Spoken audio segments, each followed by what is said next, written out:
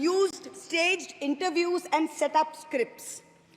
In short, the media had lost all credibility. So when you asked the people during surveys which way they voted, they didn't trust you and they didn't tell you the truth, which is why you got it wrong. Ram Kamal Jha, the editor of the Indian Express, remarked that some media owners were so comfortable on their knees that it hurts to stand up. To them we say, please stay where you are. There is a new generation of journalists in India today with spine, with integrity and with courage. Our media, you have done your best to silence with fake cases and attempts and censorship, but they have survived and they will thrive in the digital space. I will also touch upon another pillar in our democracy, the judiciary. 2 days ago, the Honorable Chief Justice of India, while on a visit to Calcutta, remarked that judges were not deities.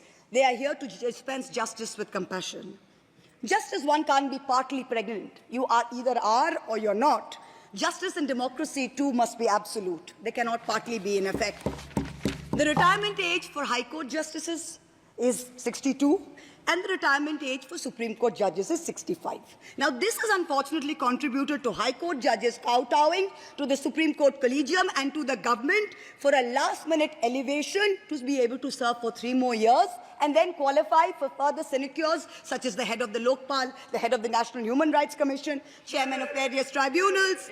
It has come to such a state that opposition leaders framed in politically motivated cases are denied and bail and denied justice simply because judges are even scared to touch their case for fear of offending the government. Today I say, the poorest people in India who have perhaps the most to lose from offending the government in power, they have shown spine and risen to the occasion. Your lords and ladyships, heed thy inner voice, have a spine, rise to the occasion. 7 months ago, on the 8th of December, this house was transformed into a Kurusabha, presided over by a blind Dhritarashtra, where Dushyasan Darbaris made every attempt to disrobe Draupadi. The ethics committee that voted to recommend my expulsion on the 9th of November, they voted 6-4, had 10 members and 1 chairperson.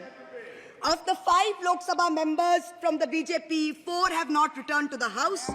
The chairperson, a BJP member, has also not returned. The Congress turncoat from Punjab who voted against has also not returned. The BJP lady MP from Maharashtra who started the debate in the House on behalf of the BJP has also lost. Much like Lord Krishna protected Draupadi, the people of Krishnanagar have protected me. In the last year, a lot of people look at me and say, oh, Mahua, you must have lost a lot. You lost your membership, you lost your house. And by the way, I also lost my uterus due to a surgery. But you know what I gained? I gained what Rahulji said, the freedom from fear. I do not fear you. I will see the end of you. We will see the end of you. Your ED, your CBI, your income tax, your trolls, your media, your bought-out judges, nobody can scare us. The people of India are patient. They will wait patiently for this government to fall.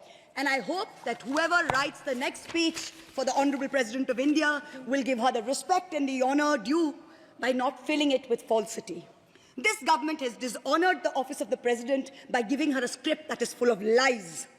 We wait, and the people of India wait, for the restoration of her honor and for the honor of her august office.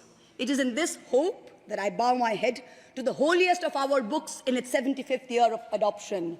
Hail the Constitution, Joy Sangvidhan. Thank you.